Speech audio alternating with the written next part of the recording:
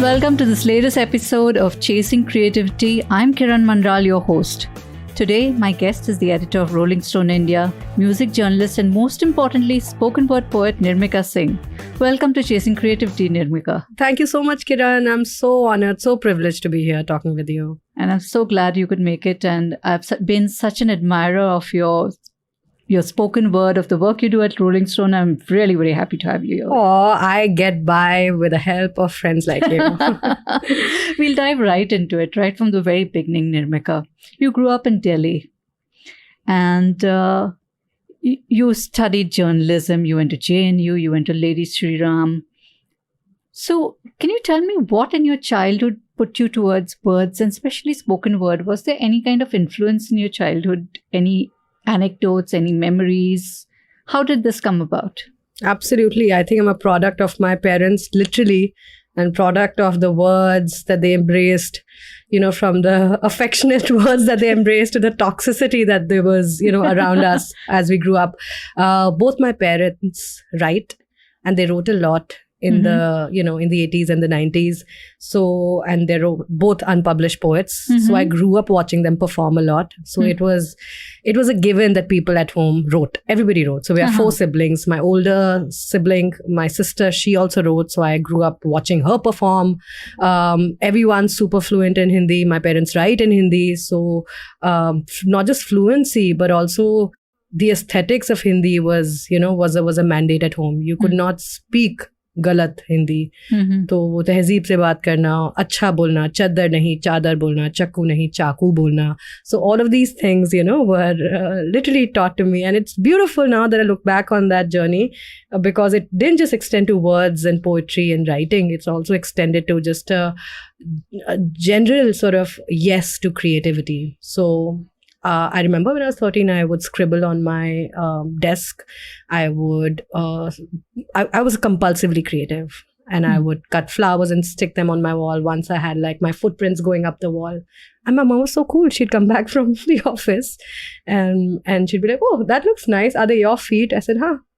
So I really feel that my parents encouraged me to explore all the entire spectrum of creativity that I had. That's so lovely because I remember doing pretty much the same. I mean, once I scrubbed the steel plating of the taps because they were copper underneath and I thought they were so much more beautiful. And I remember my mother coming back from home and from office and literally sobbing because what have you done? What have you done? So I think that's wonderful that your mom was so supportive of that. What about college days? What about university? Were you into performing then? Were you writing and performing then? Always. I think I've performed and been on stage for the longest time ever. I mean, for as long as I remember. I think it all started with debating back in school. I used to debate a lot. English debates mostly. I would recite a lot, and I was also, I was a singer, so I was part of the Western music team in school. So there was a lot of performance, choir singing. In college, I was part of a band. I also performed part professionally. So I worked as a musician while I was studying. So that's one part that I tell all budding musicians to do all things possible. So I was studying by day and I was literally working in a nightclub by night. So Intercontinental Nehru Place was where I worked 3 nights as a singer. And during the day, I studied at LSR, which is just a stone's throw from the place. So that's another dimension of you that I didn't know about, this performance and the singer part of it. Yeah. So did you train in singing over? I did as a kid, yes, Western vocals. But then as I learned to pick up the guitar myself, I realized that I had to be a rock and roller and not really study, Western vocals or classical vocals at all. So then I was completely on my own. From age 18 to 23 is when I was, doing the nightclub scene in Delhi just before I moved to Bombay, earning a lot of money. And I felt very empowered and very liberated that I could, make a living out of being a musician.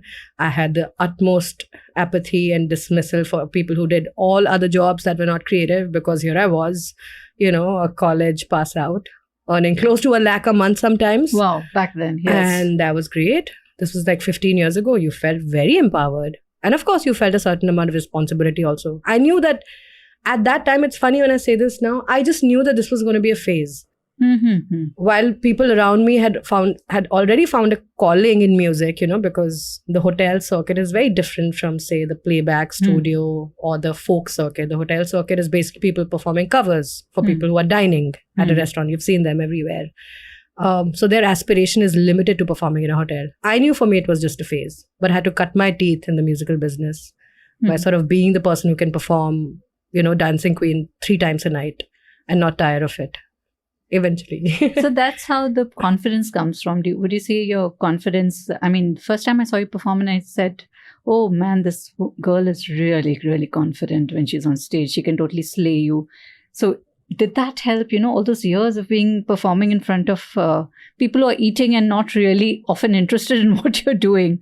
So did that help you in getting your stage legs, so to speak, and the confidence to be on stage and perform your own work? Absolutely. I think it is just practice and preparedness. I remember my mom used to talk about confidence a lot, the virtues of confidence, that even if you think that you're not talented enough or you're not privileged enough, your confidence will take you places. So I remember confidence being a very strong word in my childhood. So I think you kind of, soak it in. And I think it's just preparedness. It's just the number of times I've been on stage performing in malls, at kiddie parties. I've and kitty parties. I've done like birthday parties where I've only sung nursery rhymes for a full hour. Oh Lord. We've done kiddie parties and whatnot. I think it's just that preparedness, just facing all sorts of people. I am oblivious to the fact that it is indeed confidence. I think I'm just being myself on stage. If people perceive it as confidence, I think it can totally be hacked and learned. That's a lesson we should learn. You can hack and learn confidence. Absolutely. How did journalism come into this mix? What made you study journalism and get into journalism? It's very sweet, actually. I love recounting this because now it serves as a source of inspiration for me as well. I studied science. I did very well in science. I was a 92%er, if that's the word you use for 92%ers. And my parents did have aspirations. I mean, they're, government employees. My sisters are, one is an engineer, the other one is a pilot. So, of course, they would have loved for me to they wanted me to take science and then explore what I wanted to do. My dad also wished for me to, take a lot of engineering tests. So I did. So I did clear engineering. But alongside that, I was also writing a lot of English honors, psychology honors, and journalism papers in Delhi. Entrance exams. So I was like, let me just prove to them that I can do everything, and then I'll pick what I really like. And that's what happened. I'm so happy that maybe it was just a hustle or the passion to want to excel in many things. I cleared all my papers. So it was like, hey, you know what? It's not like I don't want to and I'm not competent. But while I like journalism, or while I like engineering, I know that I will be able to serve my purpose well if I choose journalism, because it's the closest to what makes me happy right now. And I use what I have now. I'm going to probably talk about it a lot in the coming few days, the happiness principle that I applied at 18. I know what precociously may be enough.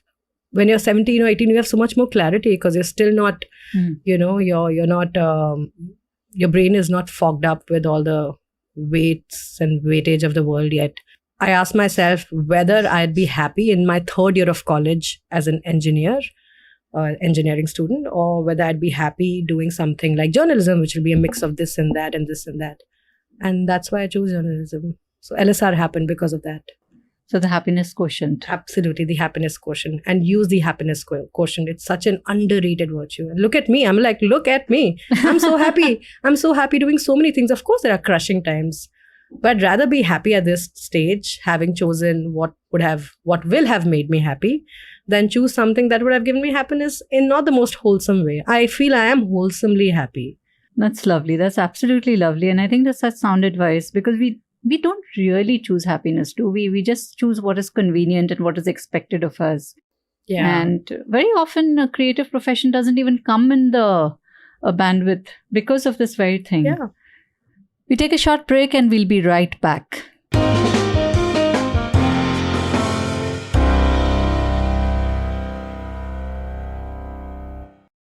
So Nirmika, tell me that what made you choose journalism first, and within journalism, what made you narrow your focus down to music journalism?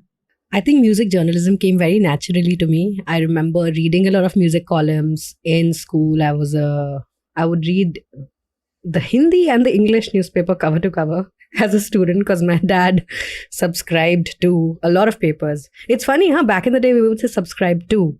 And now, because of YouTube, we just say subscribe. Right. है ना? Absolutely. There's been a change in just the vocabulary of how we say those words. So I remember being very fascinated by the world of journalism. My dad also wrote a lot of columns back in the day in a lot of socialist papers. So there was an affinity to, the written word in whatever format.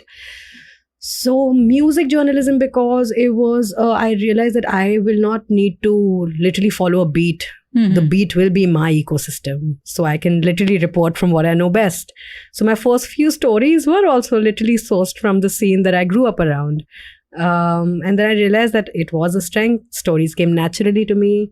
While people struggle with story ideas, I didn't have to. So it was a natural thing. And it just became my thing. I wanted to be a writer who wrote on music. And of course, there was music writing around. I felt that as an artist and an aspiring musician, I could give a lot of essence and substance to the body of music writing. So of course, there were things that used to annoy me when people would be like peppy music and catchy. And when people really couldn't identify the literal genre of music, knowing something or, like literally being able to differentiate between, say, bossa nova or bolero or, subtle musical things that I think that the readers must be educated with when you're writing. And I felt that I could do it. And it was really nice. Lovely. And then Rolling Stone happened to you.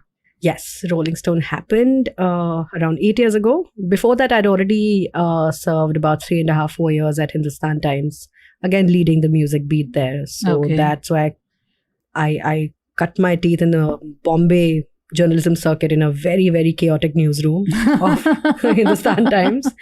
But I think we all need that, right? Like I had zero magazine experience. So when the Rolling Stone offer came about, I felt underprepared. I was only 27.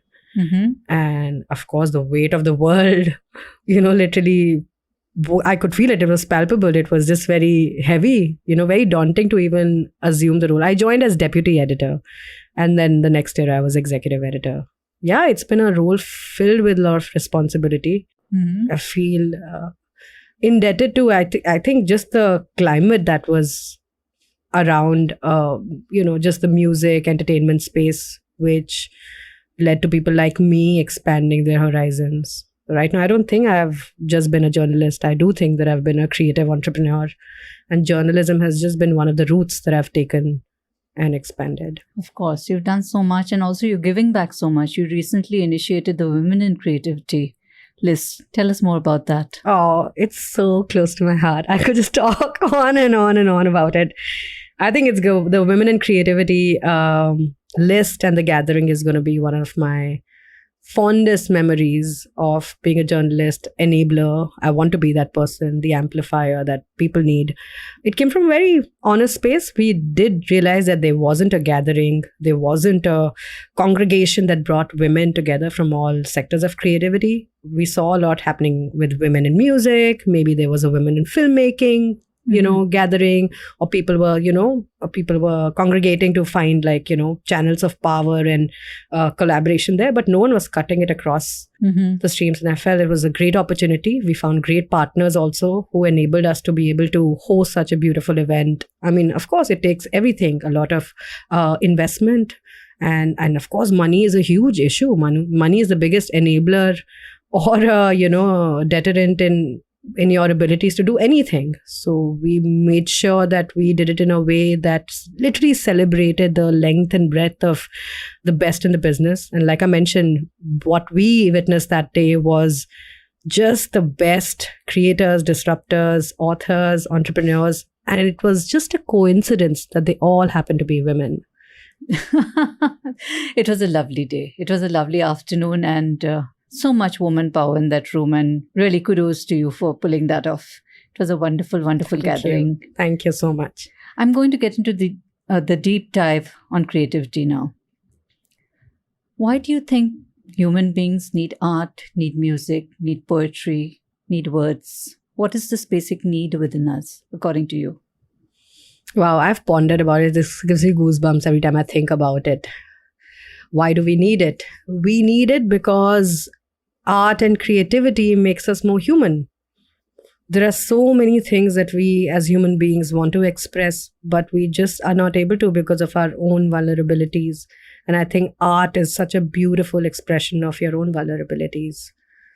I feel that we find channels of expression that are truly conveying what we haven't been able to do. I have this kavita where I say, and this is the kavita, कि आज मुझसे किसी ने पूछा कि निर्मिका तुम कविता कैसे लिख लेती हो, कि आज मुझसे किसी ने पूछा कि निर्मिका तुम कविता कैसे लिख लेती हो. कविता कौन लिख रहा है? मैंने बोला मैं तो बस वो सब कह रही हूँ जो इतने साल उन्हें नहीं कह पाए. थोड़ा गुस्सा कर रही हूँ, ढेर सारा रो रही हूँ. थोड़ा गुस्सा कर रही हूँ, ढेर सारा रो रही हूँ, जरा जलील कर रही हूँ, थोड़ा मुस्कुरा रही हूँ. बस समझ लीजिए कि मैं बेफिक्र जी रही हूँ. क्या इसी को कविता कहते हैं? ब्यूटीफुल. तो आई थिंक कविता है तो क्रिएटिविटी भी कुछ ये जो है, आई थिंक जो इसका सार है, एसेंस है, वो कहीं पर भी अप्लाई कर सकते हैं. Lovely. So that's really, really a beautiful way of putting it, that we need it because we are vulnerable. We need music, we need poetry, we need art, because it is a mirror to our own vulnerabilities of some sort.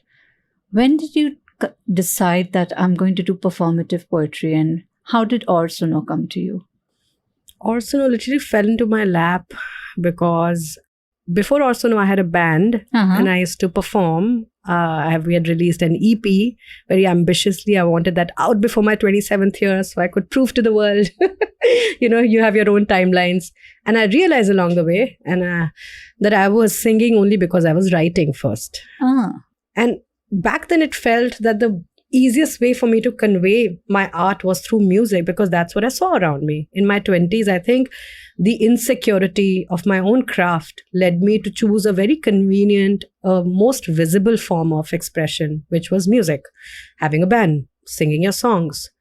But it's only when I literally chipped away, when the music melted, and when the beats literally faded into oblivion, when I was naked on stage with just my words, is when I realized the real weight of, say, performance art. क्योंकि अब मेरे पास कुछ नहीं है, ना music की सहायता है, ना लोग हैं, मैं अकेले बस अपने वर्ड्स कह रही हूँ, और यही तो है.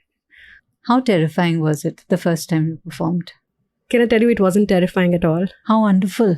It wasn't terrifying at all because those poems were already swimming in my mind. And we had already done, what was terrifying actually was, before the performance, we had shot a bunch of videos that went on to be the Orsono videos. So I performed to a real audience only after 4-5 months of having put out those videos. So, but performing in a room of filled with like crew was daunting because we had no brief. I literally told my team that I have a lot of poems which I keep like sort of rhythmically and very, like an eccentric person, keep reciting in my mind. I don't know how I'm going to convey those poems. I don't know what they are. Let's just book a studio. And we booked this beautiful studio in Andheri. And what you can do is bring 3 cameras. We'll figure out how we want to perform. I want to feel, empowered in the moment to be able to perform however I wanted to. So they placed a chair. And then we figured some nice angles. I decided I will wear the sari because that'll be a different look from what I wore at, music conferences. So it won't be a suit look. Let's do the sari. And then the camera rolled, Kiran, and it was just, I don't know what happened. And I just literally, I had no pen, no paper, nothing. All the poems were literally in my mind because I was living with them for so long. It was a very tumultuous sort of period in my personal life as well, where, you're figuring out your life choices, a lot of changes, probably are taking place around you. This was in my late 20s, early 30s. And we rolled. And the poems, so we recorded about 30-35 poems in one day. 30-35 poems in one day. Wow. And we banked them. As in, of course, these were pieces that were formed pieces. And I realized that we had found something different, unique, special in just our format. So we now did not need the Kavi Sammelan format. We did not need the theatrical format. I now was very convinced that if I speak to the camera with the emotions that I have, it will just work. And of course, the validation came from the love that we got from everyone. So we ran that campaign for 4-5 months. There was a lot of interest from people. A lot of poems went viral. the interest from people was for us to perform live. So we did a small show for about 50 to 60 people at the Cuckoo Club. Yes. We sold half tickets and half the crowd was like my friends and fam. It was lovely. I was crying when I was performing. I was like, this is a room of people that I love, people who have made me who I am.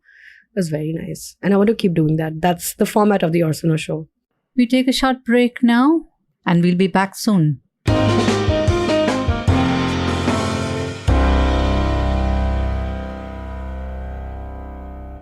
And we are back with Nirmika Singh. Nirmika, I have a very long question for you. So Nirmika, performative poetry is also an encounter between the poet and the audience. The audience needs to respond to the poetry in a certain way. It isn't an intimate encounter where they're reading it, in the comfort of their homes, in the privacy of their homes.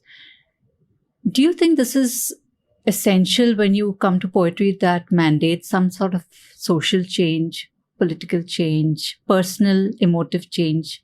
How do you see this performance eliciting that response from the audience? Sure. What a wonderful question. Absolutely wonderful. And what a significant question also. Of course, the personal is the political.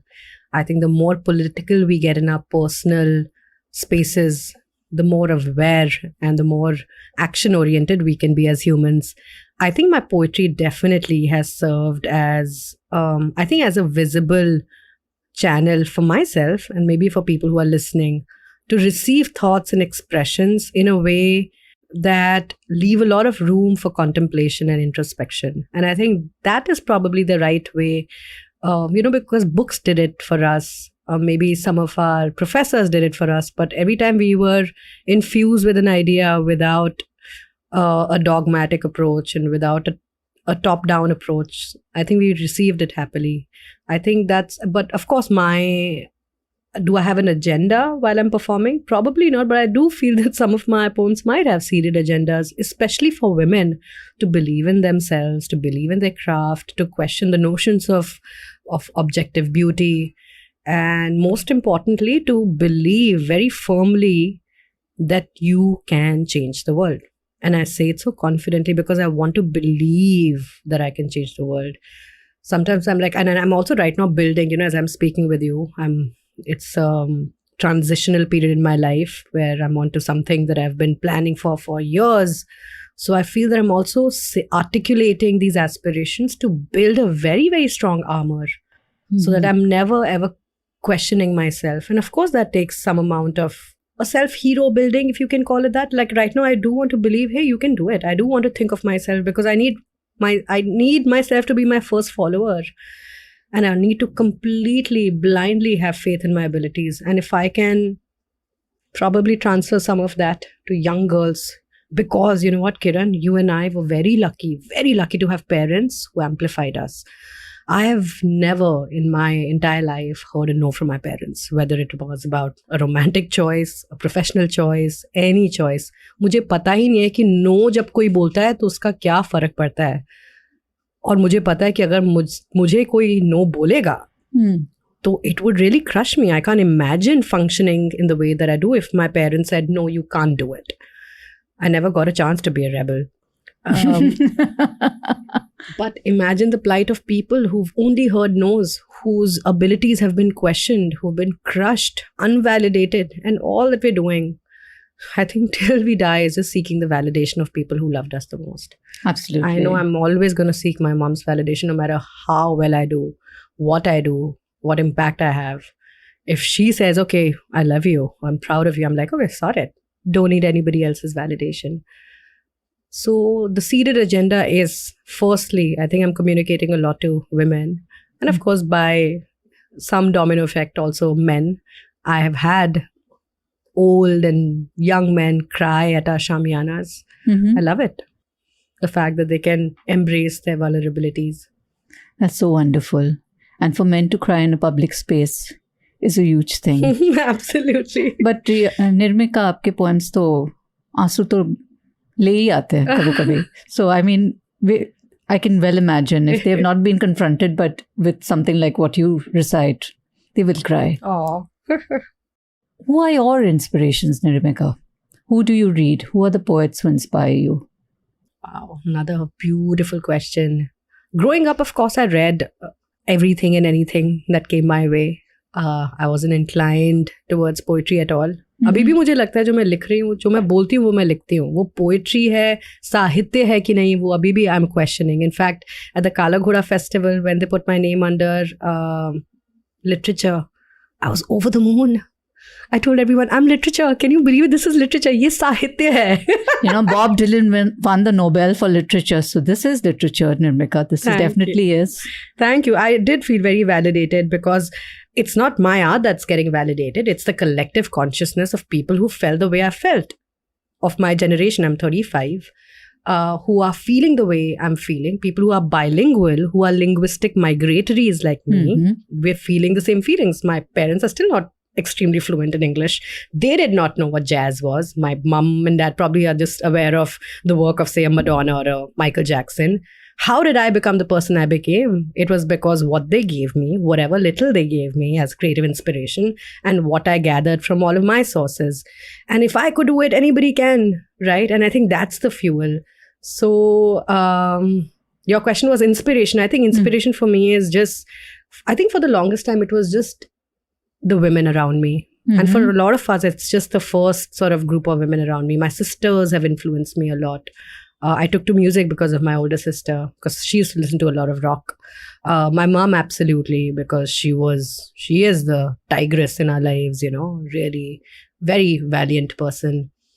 And poets, absolutely. Rahat Indori ji, गुलजार साहब की बहुत पढ़ी हैं, जावेद अख्तर जी की बहुत पढ़ी हैं. राहत इंदौरी जी मुझे बहुत पसंद है, just because of the flamboyance with which he writes, The pandemic was, I think, the longest period where I dabbled in writing in the most incisive and in the most ambitious way. The first 21 days, which were from I think March 24 to April 14, 15th, I took on myself to start a poetry challenge. So I would go live every day at 5 p.m. from Instagram and Facebook, and I would do an Orsono Shamiana every day from 5 to 6. And I realized that the discipline and the craft, the infrastructure of craft, literally for a creative person, those bits I learned during that time. The fact that I had to show up every day at 5, come what may. I had my full-time job, but at 5 a.m. I had to be in front of a screen. I had to recite into this, literally a void. And then just because I showed up every day, the audiences kept multiplying. And it was just not a showing up of poetry. I also made sure that I wore a sari. I also made sure that it was presented as a mehfil, because for me I needed to literally level up the showcase element of poetry. I wanted everyone to believe that one could do something as rooted as wearing a cotton sari and speaking in Hindi and still remain extremely cool, so to speak, for young people. So it was sort of an experiment that I undertook, but I realized that the discipline really taught me something about just being a functioning creative, right? Like I had no chance to think and ponder about, what do I do next? I had to show up every day. So those 21 days of Orsono poetry also got us many, many more thousands of followers, which I think is great, because you have to have an audience that's listening to you. You have to receive, responses from people that are getting touched by a poetry. After that, we were always planning the next series, the next season, the next bunch of poems. So I spent a lot of time in Chennai also during the pandemic. So I recorded a bunch of material there. I think what's happening is that I'm also through Orsono chronicling a phase of my life. Orsono is my story. It's not a declaration of emotions that are presented as verses. It's my story. It is as autobiographical as it can get. So as I feel is how I emote. But I think to add a touch of discipline has been my biggest challenge. You spoke about, getting into a sari every day, and you've made the sari a trademark of your Orsono performances. What made you zero in on the sari? Because as you said, the sari was no longer cool, and the sari sort of became puja and wedding and festival wear. But now I see this entire generation of young people like you, and even younger, the 20 somethings, taking to the sari in a big way. What made you choose the sari as the optics for your show, so to speak? It all started out in 2013 when I had a band and we were going to play a show in Lower Parel. And I remember I had, gotten a lot of outfits, and I'd also had this one sari tucked away in my cupboard. And I tried all the outfits. I wasn't happy. And then I just draped the sari with like a halter t-shirt, a black and white striped t-shirt. And I was like, hey, this looks great. And that show went on to, we literally had a ball playing the show. The optics looked amazing. The fact that I was in a sari singing rock and roll worked. I was like, hey, this is fun. And I realized it was so convenient. I think it was the convenience of just sort of procuring the outfit, doing something with it, the flamboyance with which it came, and the heritage which it represented. It all just made it so obvious that I had to wear the sari. Also, I enjoyed wearing the sari. Okay. So, of course, I wanted to take the whole aspect of sari wearing from occasion wear to, maybe daily wear, or you could literally reflect your personality through a sari without having to go the designer route. None of my saris are designer saris. I've bought most of them from a Khadi Gramodyog.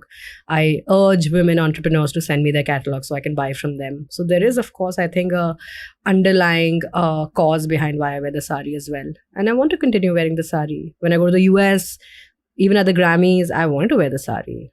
What a beautiful display of our heritage and roots. Lovely. And we look forward to seeing you in all your lovely saris, Nirmika, wherever you go. Speaking of the US, tell me how the anthem came along. The Avengers anthem. Such a blessing, the Avengers anthem. It shaped up beautifully. I think just a few months before the anthem released in 2019. In 2018, I had a beautiful interaction with AR Sir at one of our shoots where I was introduced to him as a poet. Previously, we had interacted over the phone where I had interviewed him. So he knew of me as a journalist. And when I was introduced as a poet, he's so cool. He's like, okay, can we hear something? And I recited these few words. I'll recite them for you. And I wanted I know that AR Sir, because he deals in these big rhetorical ideas, I know what came to me and I recited this, कि कुछ चीजें मांगी नहीं जाती, अपने आप मिल जाती हैं.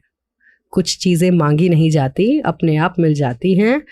तरस, सुकून, हुनर, इज्जत, चाहत, नफरत, करार, बरकत. कुछ चीजें मांगी नहीं जाती, अपने आप मिल जाती हैं. तरस, सुकून, हुनर, इज्जत, चाहत, नफरत, करार, बरकत. आज मैंने तुझसे थोड़ा प्यार मांग लिया. आज मैंने तुझसे थोड़ा प्यार मांग लिया, लगता है कुछ गलत कर दिया. So that was it. I recited this. I don't know why I wanted to recite this particular one. And he asked me to write a song for him. In that moment, it was magical. It's surreal. It is one of those moments that are like once in a lifetime sort of experience. So that led to a collaboration. And then after that, while we were collaborating on that immediate song, we started working on this song. And this one time I was called to the studio. We were in the US actually, because I was in LA, he was in LA. We had gone to the Grammys together. I really, really owe it all to him for, really giving me the platform to even like accompany him at the Grammys. Really is one of my life's fondest, most cherished moments to be with him at the Grammys. So we stayed back in LA because he was working on some material. And in those 3 weeks that I spent in Hollywood, literally in a studio writing, that's where the idea of the Avengers anthem came along. And then once he told me that, we're writing this. And I didn't realize the project that we were working in was this. It was when he played the video. And while we were jamming on the song, I was like, oh my God, I saw the Avengers. And then there's the song. And then the idea that we were trying to crack, ki ए जवां सुन जरा, इंसाफ इतिहास हमारा, इंसाफ नहारा. So, we needed those big rhetorical ideas to really uplift the characters. And that's when I realized this is crazy. This was crazy. It still is beyond me that we got to, work on this together. That he literally thought that this collaboration would would be meritorious, that I would be meritorious or deserving of that collaboration. Obviously, you are. That's how we picked you, Nirmika. And it's so wonderful that you did that. Thank you. With writing, as with any creative craft, very often you find yourself treading familiar ground. And you keep needing to push yourself to go beyond what is familiar, what is done before. How do you do that? Very difficult question. The thing is, it's a task to be able to do that, because you think that there's a time to consume and there's a time to create, but you have to be constantly consuming to create. I think I do it by constantly, reading. Like I'm addicted to my New Yorker app. So I'm reading every day. I make it a point to read every day. It doesn't have to be the language that I'm writing in, but the ideas that I nourish my mind with. I have to be honest and say that I wish I read a lot more in Hindi. I do. I'm reading Hindi poetry and Hindi writers all the time. I wish I could do a lot of that though. And I think that's the one way writers can write better, by reading a lot of other writers. Another thing that I love to do is go back into archival Hindi ghazal oeuvre on YouTube, or just the way, even Tabassum ji conducted her shows, or when people are very, people with a flair speak in Hindi. I think just hearing them is a big inspiration to me. So I do that a lot, I think, because we're in the spoken word business. But how do you really continue to stay authentic and original, really, and innovative is your question, right? So that we're not doing the same. I think all of us have our proclivities where it comes to like, hey, I will go into, for me, I know that sometimes I love talking about seasons. I love talking about love in a certain way. And I shouldn't also fall into the risk of wanting to experience something to be able to write it, right? I think reading. You just have to read and read and read. I'm so glad you said that, because I've spoken to people who say they don't read, but they're writers. Yeah. And it breaks my heart. I know. So guys, you have to read if you have to create. Please take a note of that and write that down. I'm also very curious, Nirmika. You write poetry in a world that is obsessed with self-help books. Why is poetry still relevant to us? Why should we be paying attention to poetry? I think because maybe in my case, it's a human telling her story. It's a human sharing her deepest thoughts and aspirations and vulnerabilities, which is why I think a self-help book might tell you what to do. But if it's not connected with a human telling their story, maybe the impact's not that much, is what I'm guessing. I think it's just the personalness of my poetry that might have connected with people. Also, I'm under no delusion that it's a thing, or it's a movement, or people are listening to me a lot. I think I could really still expand my audiences. But the people who do keep coming back, I think they do it because they connect with the person that I am. People fall in love with the artist, not the art, is my belief. And it's tested. I think it's just that, the fact that they could think that it's just anybody who could do it. How lovely. What's coming from Nirmika next? Lots is coming. Tell us all. Oh, yeah, absolutely. I think the more I articulate, the more accountable I will be to my own ambitions. I think by the time people listen to this, I will have, oh wow, this is so lovely. We can actually make a prophecy. Is that the right word? We can say something, it'll come true eventually. We will have built a beautiful, I'm speaking the future tense. Acha hai na aisa bolna? Absolutely. It's like an affirmation. The universe is listening. We have built beautiful ecosystem of creative infrastructure for artists, keeping in mind the deficits that exist in the industry. Right now, a lot of artists, no matter what stage they're at and what budgets they have to amplify their art, are not encouraged to choose creativity. I want to demystify creativity for them, and I want to build a starter pack for them to be creative. Creativity is mystified because the big players in the creativity business want it to be mystified. They do want the gates to be closed so that only a few have access to it, and the few have access to it because they have chosen them. Tomorrow, we shouldn't be the curators of creativity. Anybody and everybody with the smallest tools of creativity should be able to realize their own vision. The unfortunate part is that we had to figure it all out ourselves. I had to pick a little skill from here, from there, from somebody, and all of these learnings that I've had, I think I can put it together into a starter pack, a launch pack, which I can now offer to an artist who may not be as fortunate as I have been, and then for them to use it as a springboard, that will be actually a job well done for me. So that's what we're building. We're building a talent management enterprise. We're building a creative infrastructure enterprise and also a platform for artists. It sounds wonderful. It sounds absolutely fabulous. All the very best for this, Nirmika. Thank you so much. I do need your blessings, love, support, everything. Always, always. Goes without saying, and we'll be cheering for you whenever this is launched. Thank you. And with that, it is a wrap on this episode of Chasing Creativity. We were chatting with the fabulous Nirmika Singh.